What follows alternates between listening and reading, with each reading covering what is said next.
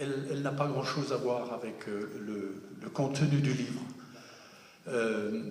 Voilà donc un roman en 2 volumes qui a été écrit à 4 mains. Généralement, un roman se fait avec 1 main ou 2 mains.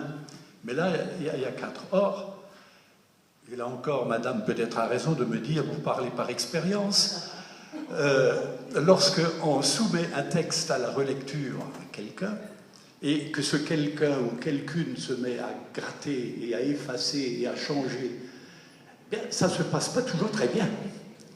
Or, lorsqu'on est en couple, et que j'imagine que l'un se met à raturer ce qu'a fait l'autre, ça ne doit pas toujours être très simple.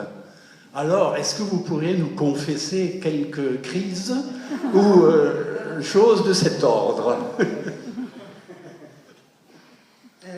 Pas de crise à confesser, mais en effet, c'est très difficile. Ce roman, on l'a écrit en 1 an. Pendant 1 an, on a fait les recherches et on a fait l'écriture. Et c'est vrai que ça prend énormément de temps, puisque comme on voulait écrire à 2, parce que finalement ce n'est pas du tout une facilité, puisque à 2 ça prend plus de temps, il faut voilà, plus parler, plus s'interroger, c'est moins spontané, mais on voulait absolument, parce que c'est un projet littéraire et amoureux, tout simplement, c'est-à-dire qu'on voulait écrire en couple, c'était tout à fait idéaliste. On l'a fait, même si c'était difficile. En effet, on a plus ou moins des techniques, même si nous 2, on ne se répartit pas du tout le travail comme certains auteurs ont pu le faire. Par exemple, tu me fais les descriptions, moi je fais les dialogues, tu es plus doué dans ça et moi dans ça. Non, nous on a vraiment travaillé à 2 au niveau de la substance même, donc de la phrase. Et petit à petit, en effet, un style qui est le style de nous 2 seulement, qui n'est ni le mien ni le sien, est né. Et voilà, c'était ce projet qui est très utopique, mais qu'on a réussi à mener à bien. Oui. Oui, bien sûr qu'on va. Ce n'est pas le seul ouvrage qu'on a écrit, et puis nous continuons à écrire actuellement. Donc oui, on recommence volontiers, on persiste, on signe, oui.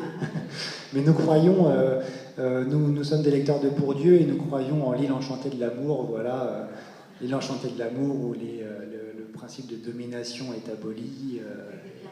Voilà, c'est ça, c'est exactement ça. Il y a beaucoup de. C'est pour ça que Bhagavanda, que celui qui cherche à ressusciter son épouse dans un amour absolu, est notre personnage préféré. Voilà, parce que c'est le plus idéaliste. Eh bien, merci beaucoup pour toute cette présentation. En tous les cas, moi, je vous dis merci, parce que j'ai vraiment, lorsque j'ai commencé à lire, je vous confesse que j'ai eu peur. Lorsque on m'a dit, écoute, tu vas lire 2 volumes, ça fait peur. On a fait en sorte que le lecteur ne s'ennuie jamais dans la lecture. On sait que c'est un texte qui peut passer pour volumineux. Bon, on a quand même fait pire. Il y a des gens qui ont écrit des pavés autrement plus gros. Mais par contre, on a fait en sorte qu'on ne s'ennuie jamais. Ah non, ça je confirme. Et donc, lorsque j'ai commencé, j'ai pu arrêter. J'ai lu les deux volumes de suite. Et vraiment, c'est un très beau livre. Merci beaucoup. C'est très gentil. Merci à vous. Merci beaucoup.